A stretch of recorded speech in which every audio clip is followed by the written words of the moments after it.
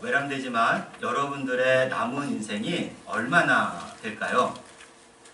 우리가 얼마나 살았는지는 다 잘 아실 겁니다. 가령 저는 제가 계산을 좀 해봤더니 오늘로써 17,081일을 살았습니다. 아마 날짜로 이렇게 계산하기가 쉽지는 않을 텐데, 그러나 얼마나 더 살 수 있을지는 모르겠습니다. 남아있는 날을 아는 사람은 아무도 없죠. 그래서 모세는 시편 90편 10절과 12절에서 이렇게 증거했습니다.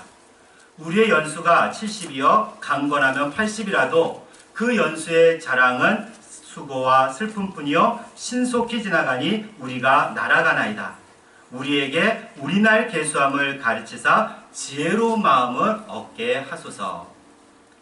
우리 인간이 80살을 산다고 해서 오늘 20살 청년이 60년을 더 산다는 보장은 없습니다. 흔히들 오는 순서는 있지만 가는 순서는 없다고 하지 않습니까? 우리에게 남은 시간은 전혀 알 수가 없습니다. 그러나 분명한 것은 남은 때가 있다는 사실입니다. 언젠가는 죽겠지만 아직 살아있기 때문이죠. 아직은 더 살아가야 합니다. 사랑하는 여러분, 이 남은 때를 어떻게 살아가는 것이 지혜로운 사람일까요? 오늘 본문은 베드로전서 4장 1절부터 5절까지 말씀입니다. 전체적으로 본다면 베드로전서는 소망의 서신입니다. 당시 고난과 멸시와 또 박해를 받는 그리스도인들에게 위로를 주고 있습니다. 오늘 본문도 그리스도인이 당하는 고난에 대해 다시 한번 생각합니다. 우선 1절과 2절 말씀에서 그리스도인이란 어떤 사람인지 말해주고 있습니다. 우리 1절과 2절 말씀을 함께 봉독하겠습니다. 그리스도께서 이미 육체의 고난을 받으셨으니 너희도 같은 마음으로 갑옷을 삼으라. 이는 육체의 고난을 받은 자는 죄를 그쳤음이니 그 후로는 다시 사람의 정욕을 따르지 않고 하나님의 뜻을 따라 육체의 남은 때를 살게 하려 함이라. 아멘.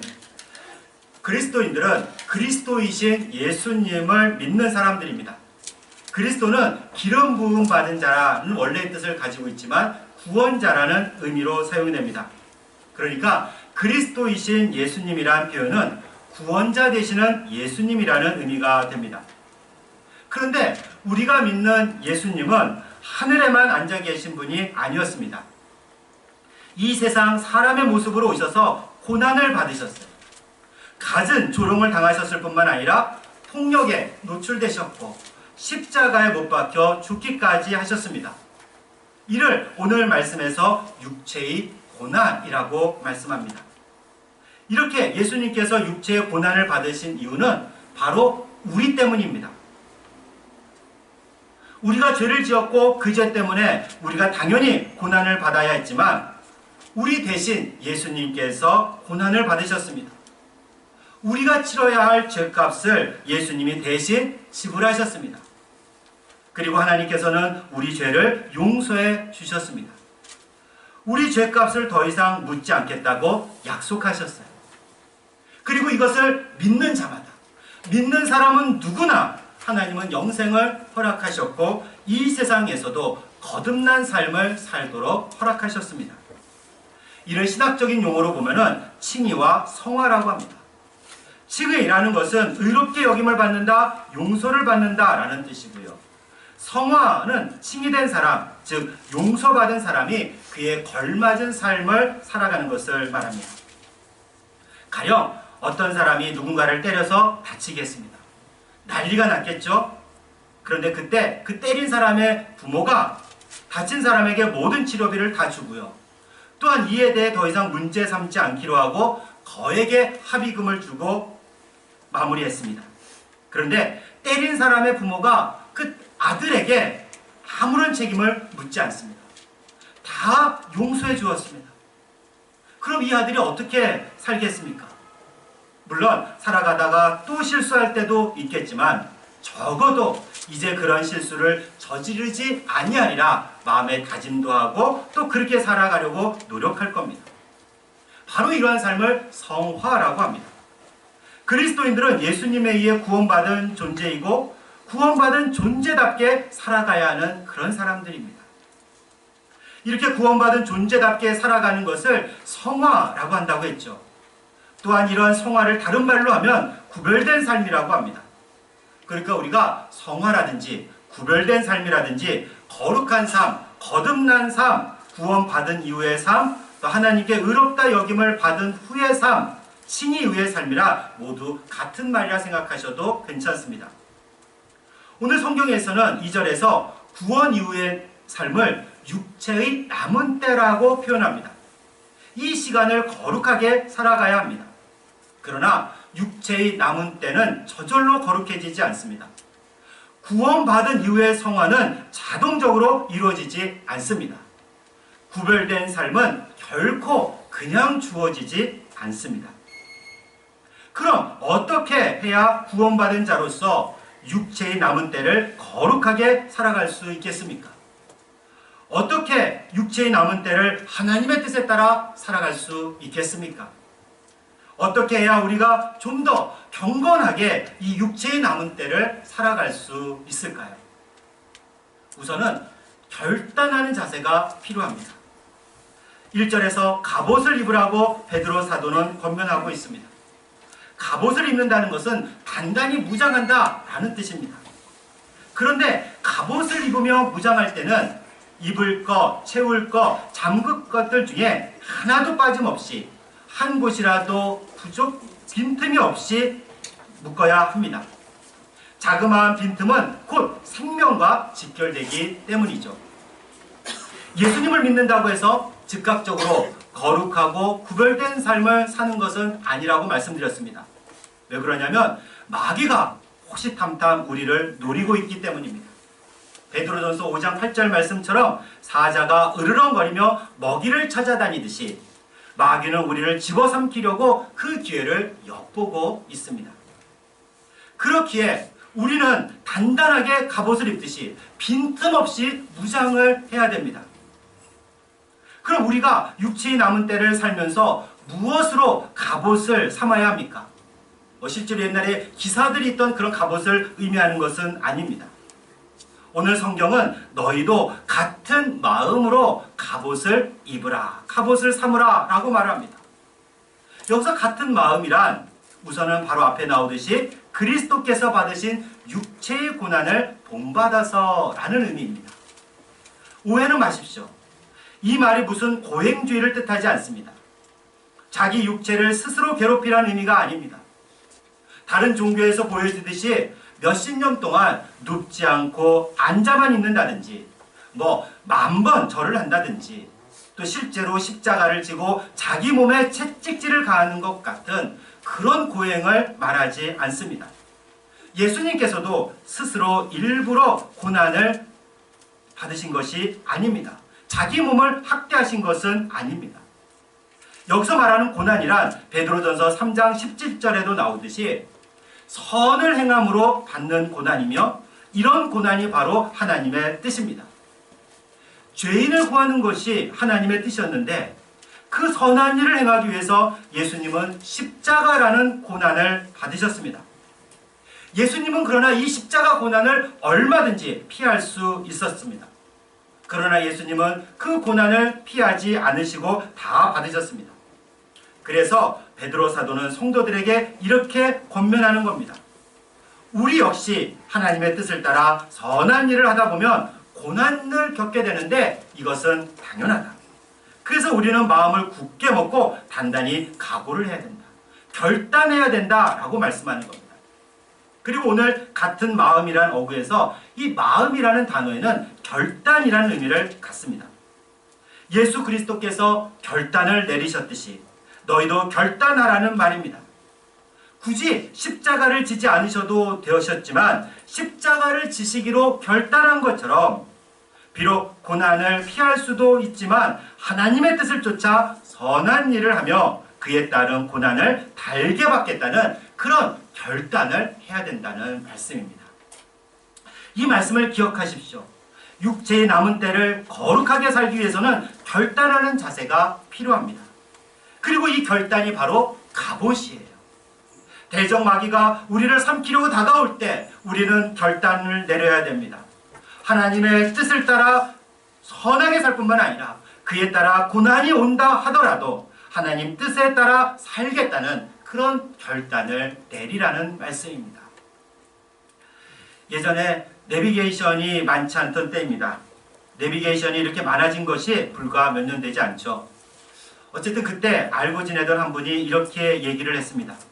그분은 지방에서 올라와 서울에서 직장 생활을 하시던 분이었는데 서울이 지방보다 좀 복잡하다 보니까 이 길을 잃을 때가 많았다고 합니다.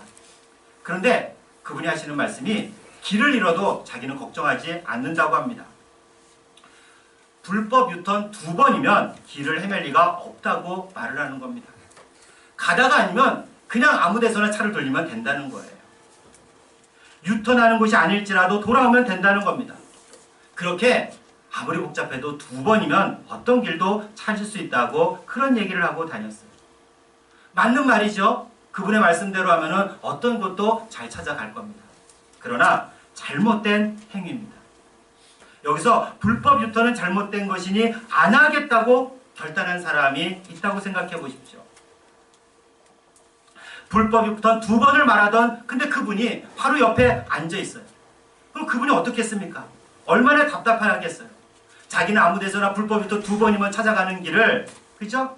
이렇게 멀리 돌아가기도 하고 시간도 더 들이고 그러지 않습니까? 그렇다면 그분한테 비난과 조롱을 감수해야 되는 거예요. 왜 이렇게 고지식하냐? 융통성이 없냐? 차 한번 돌리는 것 가지고 왜 이렇게 빡빡하게 구냐? 정직이 밥 먹여주냐? 더군다나 기름값도 많이 들잖아. 저도 사실 이런 비난을 들을까봐 몇 번 교통법규를 위반한 적이 있는데 정말 무척 후회하고 있습니다. 그 일을 생각하면 오히려 부끄럽습니다. 결단한다는 말은요, 바로 이런 비난과 조롱, 박해와 고난을 감수하고도 하나님의 뜻대로 살겠다는 그런 말씀입니다. 그런데 이런 결단을 해도 사실 죄와 완전히 결별할 수 있는 것은 아닙니다. 그래서 우리를 비난하는 사람들은 또 그런 우리의 부족함을 보며 조롱합니다. 그러나 적어도 죄에 대해서는 브레이크를 걸 수가 있는 겁니다. 1절 뒷부분에 육체의 고난을 받은 자는 죄를 그쳤음이니 라는 말씀이 나옵니다.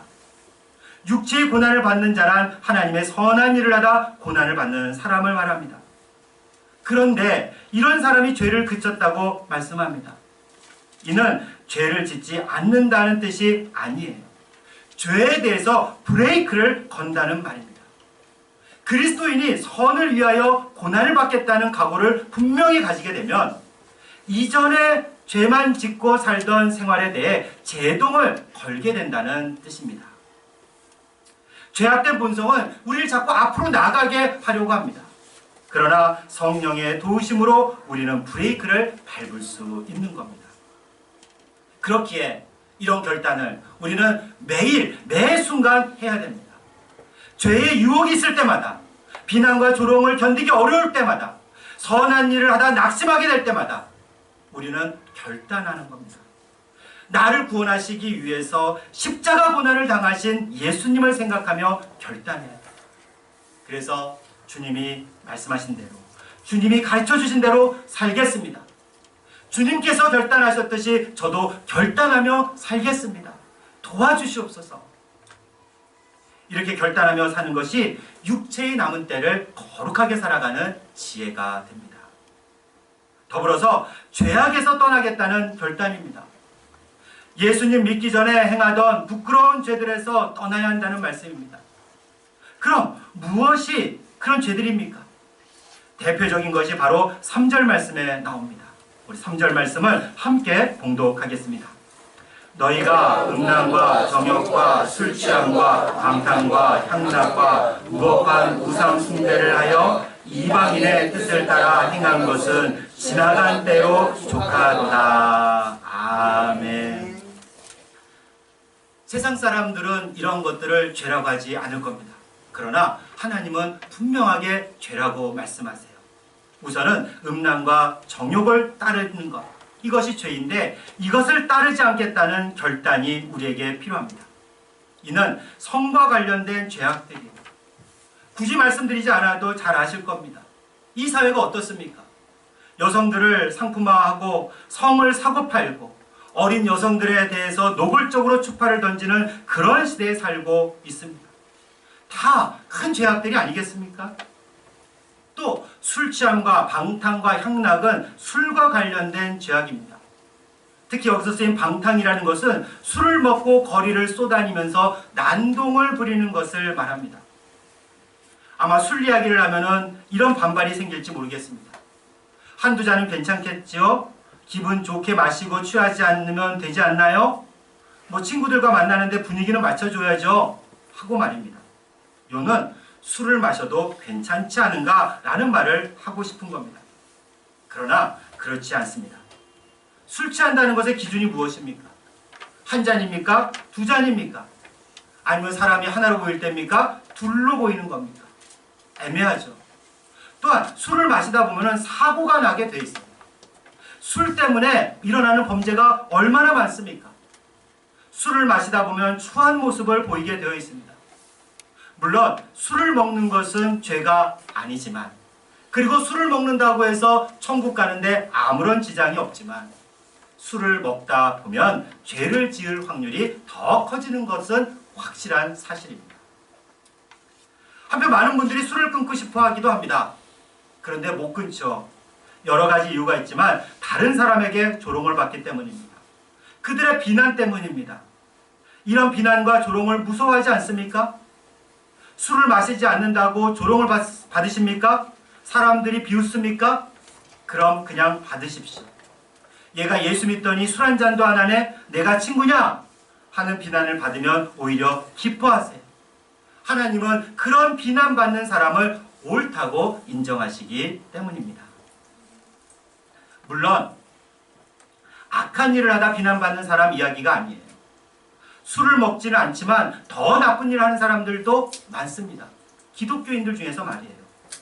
이런 사람들이 사회에서 비난을 받으면서 주님이 주시는 고난이라고 말한다면 정말 어불성설입니다. 요즘 젊은이들 말로 노답입니다. 답이 없는 겁니다. 그러나 하나님께서 가르쳐 주신 대로 산다고 해서 받는 비난이라면 얼마든지 받으십시오. 그것이 결단하고 육체의 남은 때를 거룩하게 살아가는 지혜로운 삶이기 때문입니다. 예수님께서도 얼마나 많은 고난과 조롱을, 비난을 받으셨습니까? 또한 우상숭배를 끊어야 한다고 오늘 말씀하고 있습니다. 아마 여러분들 중에 절에가 불상에 엎드리시는 분들은 그리스도인이라면 거의 없을 겁니다. 그런데요, 생각 없이 보는 오늘의 운세, 타로점, 다 우상숭배입니다. 그냥 재미로 보는 건데 뭐 어때요? 재미로도 하지 마십시오. 결단하셔야 됩니다. 끊기로 결단하셔야 돼요. 이렇게 예수님 믿기 전에 행하던 죄악들에 대해 단호하게 결단을 내려야 됩니다. 그리고 우리 스스로가 이렇게 말할 수 있어야 돼요. 지나간 대로 족하도다. 예수 믿고 구원받았으면 과거의 것에 집착하지 말아야 됩니다. 과거에 즐기던 죄악들에 미련을 두어서는 안 돼요. 근데 우리 마음이 자꾸 가고 미련을 두는 이유가 무엇이겠습니까? 사실 재밌거든요. 재밌어요. 그러나 지나간 것으로 족할 줄 알아야 됩니다. 하나님도 더 이상 문제 삼지 않으시니 끊을 것은 끊어버려야 합니다. 이 죄악에 브레이크를 걸어야 돼요. 그렇게 하기 위해서 우리는 매일매일 결단해야 됩니다. 그래야 우리가 육체의 남은 때를 거룩하게 살아갈 수 있습니다. 이렇게 살아갈 때 세상 사람들은 그리스도인들을 이상하게 봅니다. 우리 4절과 5절 말씀 함께 봉독하겠습니다. 4절과 5절 말씀입니다. 이러므로 너희가 그들과 함께 그런 극한 방탕에 다름질하지 아니하는 것을 그들이 이상히 여겨 비방하나 그들이 산 자와 죽은 자를 심판하기로 예비하신 이에게 사실대로 고하리라. 아멘. 사실 비방하거나 조롱하는 것도 우리를 이상히 여기기 때문에 그래요. 4절 말씀에 이상히 여긴다는 말은 이해하지 못한다는 뜻입니다. 그리스도인들이 방탕한 삶을 끊고 경건한 삶을 유지하고자 할 때 왜 그렇게 사는지 이해하지 못합니다. 자신들과 다르게 살아가는 그리스도인들을 이상하게 여깁니다. 그래서 비난과 조롱, 때로는요 분노를 표출하기도 해요. 사랑하는 그리스도인 여러분, 악인들에게까지 칭찬받으려 하지 마십시오. 우리가 제대로 가고 있다면, 즉 선한 일을 하다가 고난을 갖고 있다면 사단에게 욕을 먹는 것은 당연한 일 아니겠습니까? 사단이 우리를 이상히 여기는 것이 당연한 겁니다. 그렇게 나아가 우리는 기뻐해야 됩니다. 하나님께서 우리를 인정하시기 때문이죠. 오늘 말씀 제목을 여기서 정해봤습니다. A.W. 토저라는 목사님이 계신데요. 그분이 쓰신 책 중에서 이것이 그리스도인이다 라는 책이 있습니다. 그 책 안에 이상할수록 아름다운이란 소제목이 있어요. 오늘 그것을 그대로 이렇게 제목으로 삼아봤습니다. 사랑하는 여러분, 세상 사람들이 다 하는 악한 일을 하지 않는다고, 그들로부터 이상하다고 여김을 받는다면 기뻐하시기 바랍니다. 정직하게 산다고, 성적인 죄를 짓지 않는다고, 술 먹고 나쁜 짓 하지 않는다고, 우상 숭배하지 않는다고 사람들이 이상히 여기거든 제대로 가고 있는 겁니다. 사람들은 그런 그리스도인들을 이상히 여길지라도 하나님은 아름답게 보시기 때문이죠. 오히려 세상 사람들이 우리를 이상하게 여길수록 우리는 아름다운 사람입니다. 그리고 이들이 우리를 조롱하는 것은 한편으로 알리바이가 됩니다. 우리가 참 그리스도인임을 증거한다는 말이에요. 인생의 마지막 날에 산자와 죽은 자를 심판하시는 하나님 앞에 우리 모두는 서게 됩니다. 그날이 오면요, 하나님은 우리가 받은 조롱들을 보시고 오히려 우리를 칭찬하실 거예요. 이렇게 말씀합니다. 내 뜻을 따르다 내가 조롱을 받았구나. 잘했다. 정말 아름답구나. 예수님을 믿고 구원을 받았다면 우리의 육체의 남은 때를 살고 있는 겁니다. 아직 믿지 못하고 있다면 어서 예수님을 믿으시고 구원을 받으셔야 합니다. 우리의 남은 시간이 얼마인지 모르기 때문입니다. 그리고 이제 우리가 육체의 남은 때를 살아가야 합니다. 바로 이 시기가 성화의 시기고 거룩히 구별된 삶의 시기여야 합니다. 어떻게 보내는 것이 지혜로운 것입니까? 사랑하는 여러분, 결단하십시오. 육체의 남은 때를 지혜롭게 보내기 위해 결단해야 됩니다. 과거에 즐기던 죄악에서 떠나겠다고 결단하십시오. 이런 우리를 보고 세상 사람들은 이상히 여길지라도 우리 주님은 아름답게 보실 겁니다. 이상할수록 아름다운 그리스도인들입니다. 이들로 인해 세상도 더욱 아름답게 되지 않겠습니까? 이렇게 이상하지만 아름다운 그리스도인들이 다 되시기를 주님의 이름으로 축원합니다.